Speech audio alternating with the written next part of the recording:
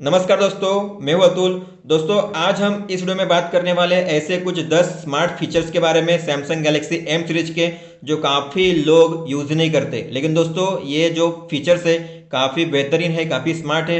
अगर आपको अपने फ़ोन को अच्छे से यूज़ करना है तो इन 10 फीचर्स के बारे में आपको ज़रूर जानना चाहिए। अगर आप भी इन 10 फीचर्स के बारे में जानना चाहते हो तो इस वीडियो को एंड तक जरूर देखिएगा। दोस्तों, एक एक करके सभी फीचर्स के बारे में हम देखते हैं। तो दोस्तों, सबसे पहला फीचर्स जो है वो है वन टैप लॉक स्क्रीन का। दोस्तों, आपको इसमें वन टैप लॉक स्क्रीन मिल जाता है, मतलब आप वन टैप से अपने फ़ोन को लॉक कर सकते हो। आपको पावर बटन प्रेस करने की जरूरत नहीं है, लेकिन ये आपको डायरेक्टली कहीं पे भी ऑप्शन नहीं मिलता।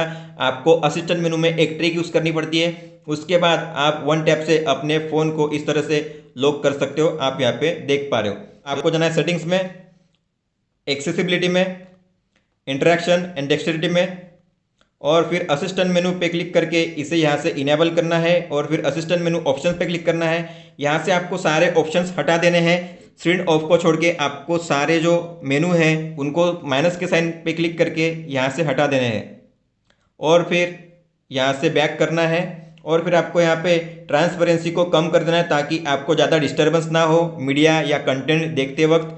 और इसके अलावा आपको जो साइज़ है वो स्मॉल रखनी है। और शो एज एज आइकॉन, तो आपका जो ये असिस्टेंट मेनू है इसे आप हाइड करना चाहते हो, हाफ सर्कल की तरह दिखना चाहते हो, तो यहाँ पे इसे इनेबल करना है। अब आप यहाँ पे देख सकते हो ये हाइड हो चुका है हाफ सर्कल की तरह। आप यहाँ पे इसे नहीं देख सकते, तो आपको ज़्यादा डिस्टर्बेंस नहीं होगा। तो आप अभी वन टैप में अपने फ़ोन को लॉक कर सकते हो। आपको यहाँ पे पोजीशन पता है, आप आसानी से वन टैप का यूज़ यहाँ पे कर सकते हो अपने फ़ोन को लॉक करने के लिए।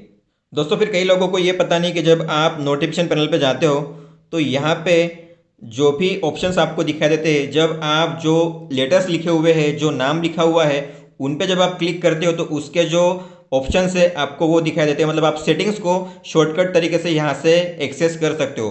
तो ऐसे ही अगर आप टॉर्च की बात करेंगे तो टॉर्च की ब्राइटनेस आप कम ज़्यादा कर सकते हो। कभी कभी हमें टॉर्च की जो ब्राइटनेस ज़्यादा चाहिए नहीं होती, लेकिन फिर भी हम टॉर्च की जो ब्राइटनेस है ज़्यादा रख के उसे यूज़ करते हैं। तो अगर आपको टॉर्च की ब्राइटनेस जो है इंटेंसिटी कम ज़्यादा करनी है तो आप वो कर सकते हो।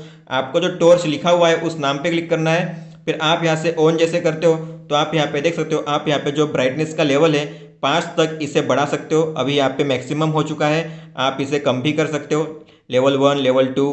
तो इस तरीके से आप जो ब्राइटनेस है वो यहाँ पे कम ज़्यादा कर सकते हो अपने फ़ोन के टॉर्च में।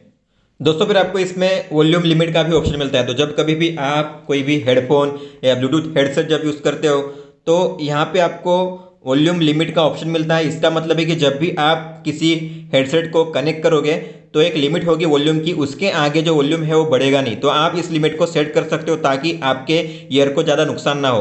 तो इसके लिए आपको जाना है सेटिंग्स में, साउंड्स एंड वाइब्रेशन में, फिर आपको यहाँ पे जाना है वॉल्यूम में, और फिर यहाँ पे 3 डॉट्स पे आपको क्लिक करना है, और फिर मीडिया वॉल्यूम लिमिट पे क्लिक करना है।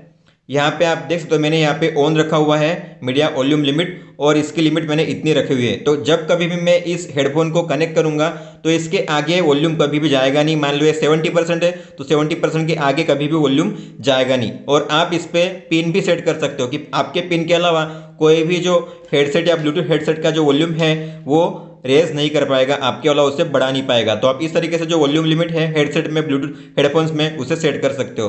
दोस्तों, फिर आपको यहाँ पे गेम लॉन्चर का फीचर भी मिलता है जिसके जरिए आप गेम को अलग अलग सेटिंग्स के साथ खेल सकते हो। हालांकि जब भी आप कोई गेम डाउनलोड करोगे तो आपने गौर किया होगा सारे जो गेम होते हैं वो गेम लॉन्चर में हाइड हो जाते हैं, मतलब गेम लॉन्चर में स्टोर हो जाते हैं। आपको यहाँ पे होम स्क्रीन पे नहीं देखने मिलते। लेकिन अगर आप चाहते हो कि गेम लॉन्चर में भी गेम दिखे और होम स्क्रीन में भी गेम दिखे, अगर आप इस तरह से सेटिंग्स रखना चाहते हो तो आप रख सकते हो। आपको जाना है गेम लॉन्चर में, फिर आपको यहाँ पे 3 डॉट्स पे क्लिक करना है, और फिर आपको यहाँ पे जाना है सेटिंग्स में, और फिर आप यहाँ पे देख सकते हो शो गेम्स एप्स। आपको यहाँ पे करना है इन game launcher and home screen. तो आपको ये पहला ऑप्शन इनेबल करना है। इसके बाद जो गेम्स होंगे वो आपको गेम लॉन्चर में तो दिखाई देंगे, लेकिन इसके अलावा होम स्क्रीन में भी आपको ये जो गेम है आपके वो भी दिखाई देंगे। तो दोस्तों, जैसे आप किसी गेम को लॉन्च करते हो तो आपको जाना है नोटिफिकेशन पैनल पे, और फिर आपको यहाँ पे दिख जाएगा tap to open game booster. आपको इस पर क्लिक करना है, और फिर आपको यहाँ पे दिख जाएगा ब्लॉक ड्यूरिंग गेम, तो आपको इस पर क्लिक करना है। और आप यहाँ पे देख सकते हो गेमिंग के दौरान आपको क्या क्या ब्लॉक करना है। तो नोटिफिकेशन, तो जो भी कॉल्स और मैसेज के नोटिफिकेशन होंगे वो ब्लॉक हो जाएंगे गेमिंग के दौरान। नेविगेशन जेस्चर भी ब्लॉक हो जाएंगे। इसके अलावा जो ब्राइटनेस होगी, ऑटो ब्राइटनेस, वो भी ब्लॉक हो जाएगी। तो आप अच्छी तरीके से अपने गेमिंग को खेल सकते हो गेम लॉन्चर का यूज़ करके।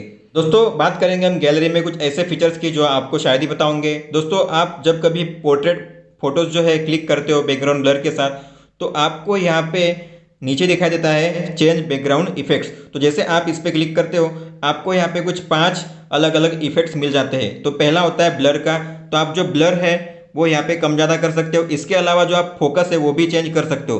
जैसे मान लो मुझे अभी फोकस बैकग्राउंड में करना है तो मैं बैकग्राउंड पे टैप करूंगा, फोकस बैकग्राउंड पे हो गया है और मेरा फोरग्राउंड जो है ऑब्जेक्ट ये ब्लर हो चुका है। तो आप इस तरीके से फोकस भी चेंज कर सकते हो और ब्लर इफेक्ट भी यहाँ से चेंज कर सकते हो। इसके अलावा यहाँ पे आपको आर्टिस्टिक जो पीछे वाला जो एरिया आपको दिख रहा है झाड़ियों के बीच में, जो भी सफ़ेद लाइट दिख रही है, व्हाइट लाइट, आपको किस तरह से कौन से शेप में चाहिए आप उसको यहाँ पे इफेक्ट दे सकते हो। इसके अलावा आपको यहाँ पे मिलता है स्पिन का ऑप्शन, तो बैकग्राउंड यहाँ पे घूमता हुआ स्पिन होता हुआ दिखाई देता है। फिर आपको यहाँ पे झूम, पीछे का बैकग्राउंड आगे आता हुआ झूम होता हुआ दिखाई देगा आपको। आप इसकी इंटेंसिटी भी कम ज़्यादा कर सकते हो। इसके अलावा लास्ट वाला जो ऑप्शन होता है कलर पॉइंट, तो आपका जो मेन ऑब्जेक्ट होगा वो कलर में रहेगा, बाकी जो बैकग्राउंड होगा पूरा ब्लैक एंड व्हाइट रहेगा। तो आप इस तरीके से अपने पोर्ट्रेट मोड को भी अच्छी तरह से इसमें एडिट कर सकते हो। दोस्तों कभी कभी होता है कि हमें कोई फोटो शेयर करनी होती है, हमारा जो नेट है स्लो होता है, लेकिन हमारी जो फोटो की साइज होती है काफ़ी बड़ी होती है, तो उसे शेयर करने में काफ़ी टाइम लग जाता है। तो ऐसे में अगर आप चाहते हो कि फोटो जल्दी से सेंड हो, उसकी साइज कम हो जाए, तो आप ये कर सकते हो। आपको यहाँ पे जाना है, पेंसिल के आइकॉन पे क्लिक करना है, एडिट पे, फिर आपको यहाँ पे ऊपर में 3 डॉट्स पे क्लिक करना है और फिर रिसाइज इमेज पे क्लिक करना है। इसके बाद आप यहाँ पे जितनी फोटो को कम करना चाहते हो, उसकी साइज कम करना चाहते हो 80% 60%, तो आप उतनी जो रेजोल्यूशन है वो कम करके उसकी साइज भी कम कर सकते हो और इसे सेव कर सकते हो। दोस्तों फिर वैसे ही आपको यहाँ पे स्पॉट कलर का ऑप्शन भी मिलता है। तो आपको अगर किसी पिक्चर में पर्टिकुलर कलर को ही दिखाना है, बाकी सारे कलर्स को ब्लैक एंड व्हाइट दिखाना है, तो आप वो भी कर सकते हो। जैसे आपको यहाँ पे जाना है, पेंसिल के आइकॉन पे क्लिक करना है और यहाँ पे आपको ऑप्शन मिलेगा स्पॉट कलर। इसके बाद मान लो अगर मुझे ये जो पिंक फ्लावर का जो कलर है पिंक, उसे दिखाना है, तो मुझे यहाँ पे प्लस जो ड्रॉपर है उस पर क्लिक करना है और मुझे इस पे यहाँ पे क्लिक कर देना है। तो जो भी ऑब्जेक्ट पिंक होगा वो दिखाई देगा, बाकी सारे जो ऑब्जेक्ट होंगे वो ब्लैक एंड व्हाइट दिखाई देंगे। इसके अलावा अगर आपको इस कलर को निकालना हुआ तो माइनस के ड्रॉपर पे क्लिक करके इसको हटा दीजिए। अब ये ब्लैक एंड व्हाइट हो चुका है। अब मुझे अगर ग्रीन कलर को करना है तो ड्रॉपर प्लस पे क्लिक करके रखिए ड्रॉपर ग्रीन कलर पे, तो जितने भी ग्रीन कलर होंगे वो आप उसे ग्रीन कर सकते हो, आप यहाँ पे देख सकते हो, और बाकी जो सारा कलर होगा वो यहाँ पे ब्लैक एंड व्हाइट रहेगा। दोस्तों फिर आप अपने फ़ोन में अलग अलग ऐप के लिए अलग अलग नोटिफिकेशन भी सेट कर सकते हो और आप अपने हिसाब से जो चाहे वो नोटिफिकेशन सेट कर सकते हो। जैसे अगर आपको मान लो व्हाट्सएप के लिए आपको अपने पसंद की कोई नोटिफिकेशन रखनी है टोन, तो आपको इस पर लॉन्ग प्रेस करना है, ऐप इन्फो में जाना है और फिर यहाँ पे नोटिफिकेशन पे जाना है और फिर आपको यहाँ पे ग्रुप नोटिफिकेशन, मैसेज नोटिफिकेशन, तो 2 टाइप की नोटिफिकेशन होती है। आपको मान लो मैसेज नोटिफिकेशन की जो टोन है उसे चेंज करना है, तो आप उस पर क्लिक करके यहाँ पे देख सकते हो आप साउंड, उस पर क्लिक करना है आपको और फिर यहाँ पे आपको बहुत सारी जो नोटिफिकेशन टोन है वो मिल जाती है। इसके अलावा अगर आपको अपने मन से कुछ नोटिफिकेशन डाउनलोड करनी है, जैसे मैंने यहाँ पे 2 जो टोन है वो डाउनलोड करके रखी है, तो आप भी अपने हिसाब से डाउनलोड करके यहाँ पे सेट कर सकते हो।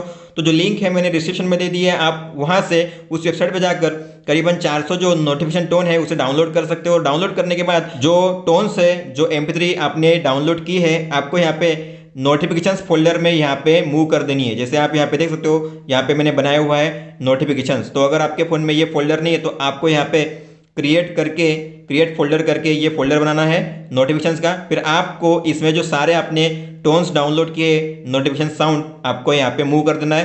तो आप फिर सेटिंग्स में जाके यहाँ पे आपको सारे जो टोन्स है आपको दिखाए जाएंगे। फिर आप हर एक ऐप के लिए अपने हिसाब से कोई भी नोटिफिकेशन टोन यूज़ कर सकते हो।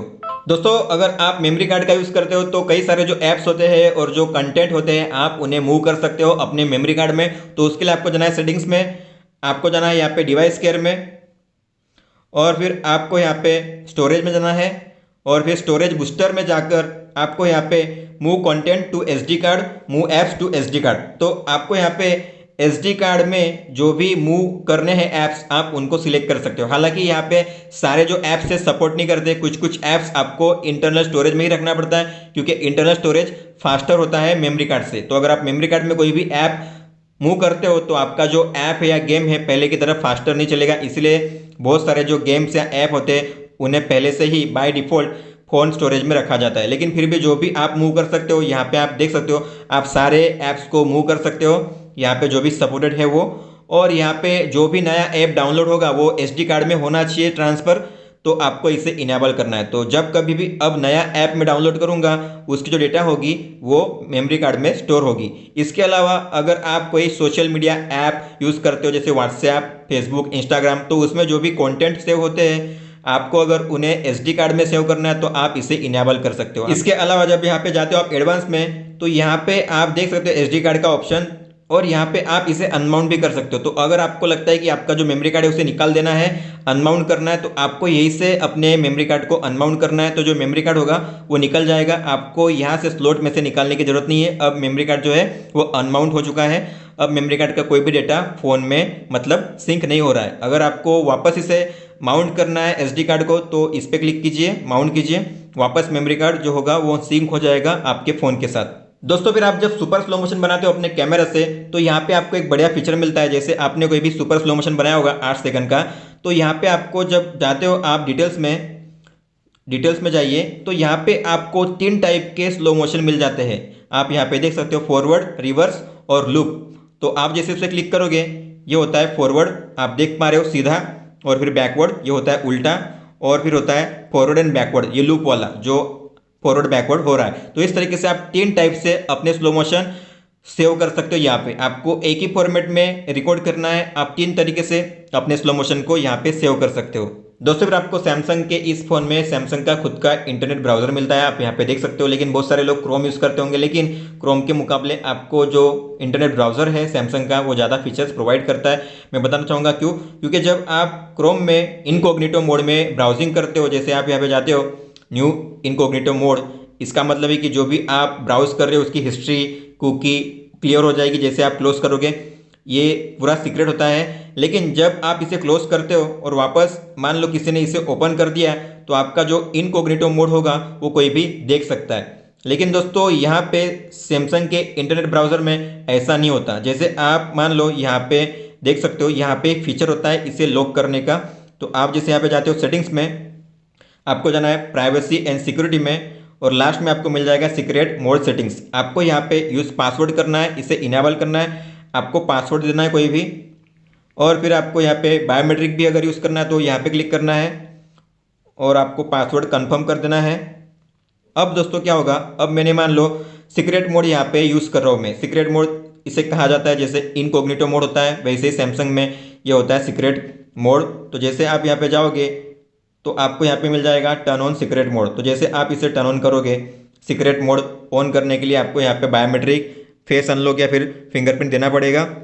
तो इस तरीके से आप जो है सीक्रेट मोड ऑन कर सकते हो। और मान लो आप इसे क्लोज कर जाते हो, इस तरीके से अगर कोई आता है और ये देखने लगता है तो आप देख सकते हो यहाँ पे वो ओपन नहीं कर सकता है जब तक कि आप अपना बायोमेट्रिक या पासवर्ड उसे एक्सेस ना करो। और दोस्तों अगर आपको ब्राउज़र में किसी वेबसाइट को फुल स्क्रीन में ब्राउज करना है, ये जो स्टेटस बार है वो भी हाइड करना है, तो आप वो भी कर सकते हो। उसके लिए आपको जाना है सेटिंग्स में यहाँ पे, और फिर आपको यहाँ पे अपीयरेंस में जाके हाइड स्टेटस बार इसे इनेबल करना है। अब आप देखोगे मैं अब फुल स्क्रीन में यहाँ पे ब्राउजिंग कर सकता हूँ। यहाँ पे स्टेटस बार यहाँ पे हाइड हो चुका है। अब मैं फुल स्क्रीन में कोई भी वेबसाइट ब्राउज कर सकता हूँ, आप यहाँ पे देख सकते हो। तो दोस्तों अगर आपका कोई भी सवाल है तो आप हमें पूछ सकते हो। इस वीडियो को देखने के लिए धन्यवाद दोस्तों।